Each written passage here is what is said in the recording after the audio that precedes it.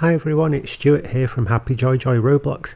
Today I'm doing the 1 hour build challenge with GamerMate, which you may have seen on their channel. So today's theme is to do a simulator game within 1 hour. Now of course the first thing we need when making a simulator game is the leader stats, and to be honest I completely forgot how to do this at the beginning, and I spent about 3 or 4 minutes of my time just trying to get the leader stats to work.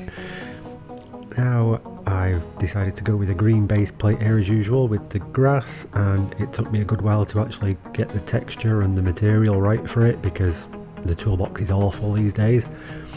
But I eventually settled on this stripy grass effect and I thought it looked pretty good. So I came up with the idea of doing a berry picking simulator where you just have to pick berries from the trees or bushes and then sell them for cash. So obviously without being able to use Blender, then I just had to make it out of balls and parts in Roblox, which obviously took a heck of a long time to get right, and again I wasted quite a lot of my time just trying to get something that resembled a berry. But you can see that when it's sped up a bit then it kind of looks alright in the end.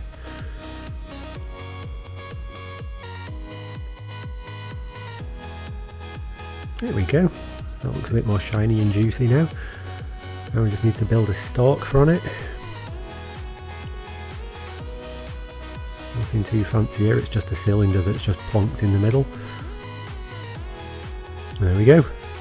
Now let's test it out and see how big it is.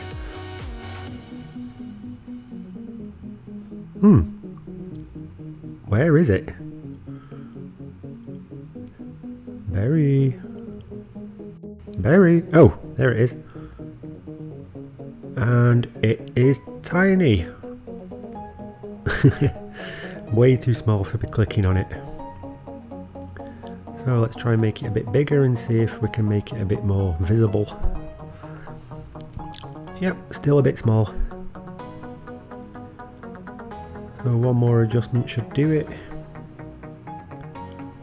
Yeah, I think that's good enough. That's going to be clickable with a mouse.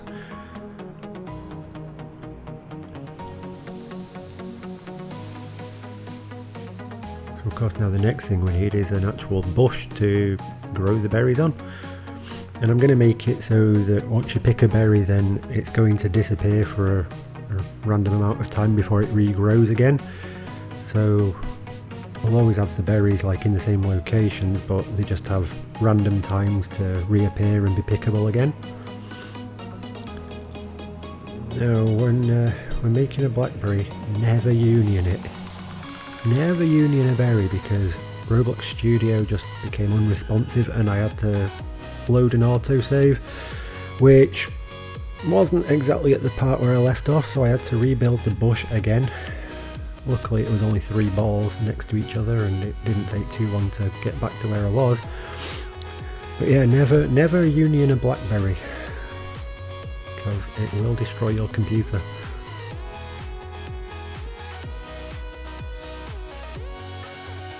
Now of course to make them clickable I'm going to add a click detector to a invisible hitbox around the berry, just so you don't have to add separate click detectors to all the little balls on the berry model. But this method works okay. As you can see it's quite a big target to click with the mouse, and it should be good for people on tablet or mobile as well, where you need to tap it with your finger.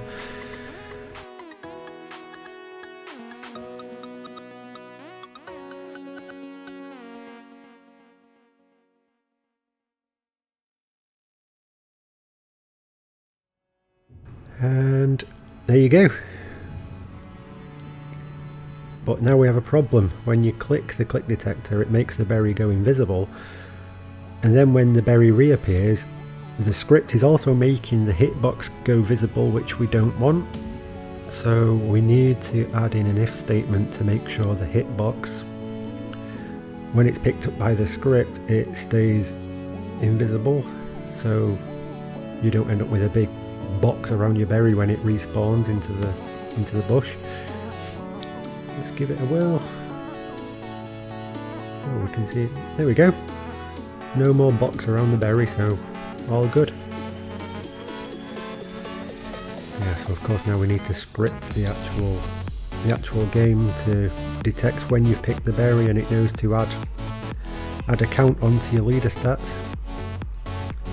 It took me forever to figure out why it wasn't working, and I realised that I had to do remote events, and remote events aren't exactly a strong point of mine, so I did waste quite a lot of time getting that right. But you can see it works now. When you click on the berry, you get a number added onto your berry count.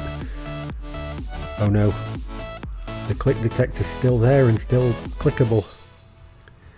So I just need to add another quick line into the script to make sure that the click detector's max activation distance is reduced to 0 when it's invisible, and then when the berry grows back again, then the distance is reset back to the number I used, which was 16 in this case. There we go. Now I can just duplicate the berry, now we know it works, and just position them on the bush. And there we go, 3 on each side, nicely angled, just so they look like they're not just hanging straight.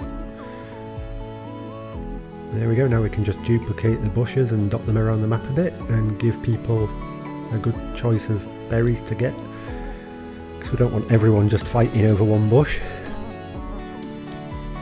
And I'm just going to go with a simple glowing ring for the selling part. I didn't have time to make a nice shop or anything, so the glowing ring on the floor will do the job nicely. Yep, that'll do. No, it was a bit small at first, so I just had to quickly resize it and just script it.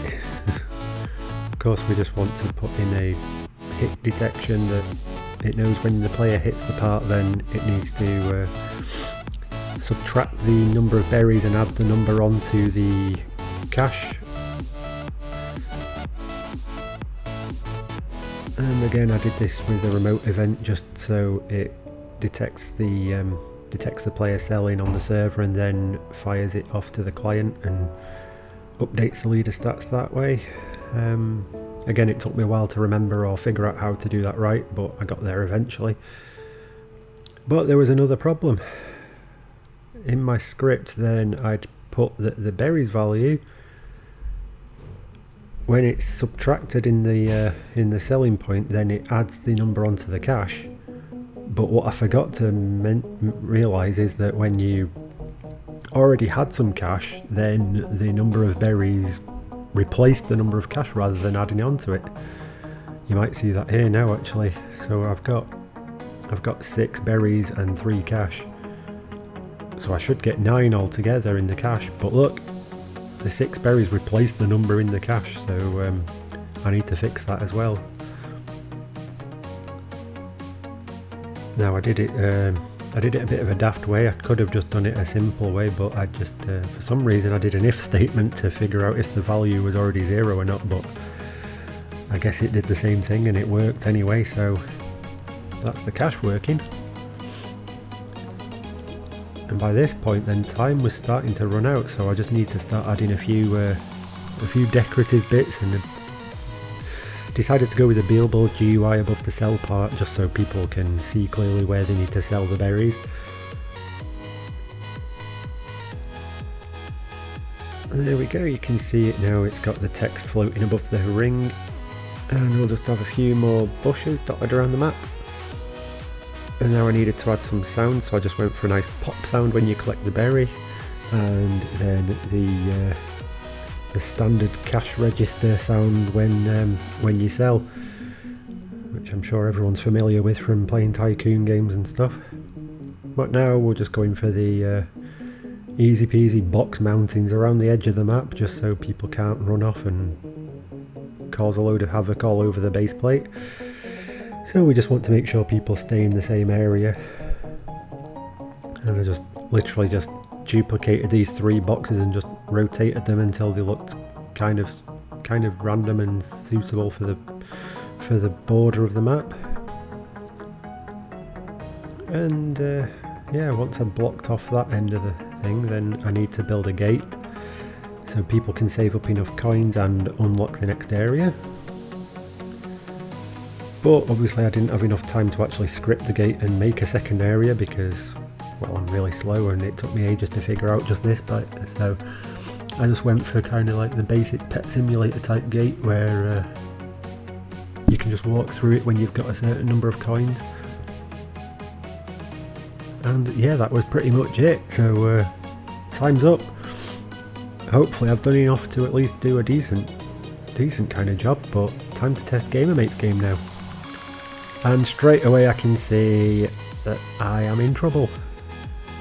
The style and the appearance of the character here is already far superior to mine anyway, and the theme of it's already like miles ahead of mine, so wow. How you can do all this in and oh my god, look at that brain. And I'm clicking the mouse here and it's adding up my brain counter up in the leader stats. It'd be nice, I mean obviously if you had more time then you could add in an animation to show the zombie eating the brain, and you could have some kind of mushy sound effect. But obviously, you know, I mean there's a selling sound, that's good. And we can buy more brains in the shop. Ooh. So yeah, I mean, looking good so far, everything works, the shop works, the cash system works. Let's see if we can go through the gate and unlock the next area.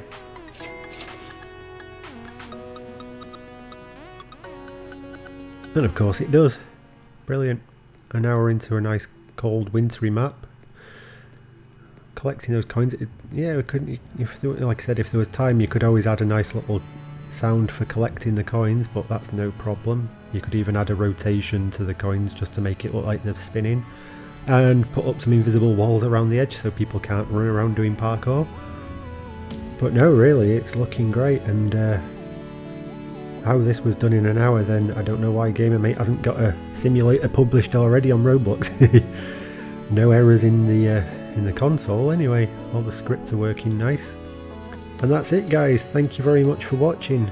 Let me know in the comments whose game you prefer, and yeah, check out Gamermate's channel as well. I'll see you soon, and bye bye.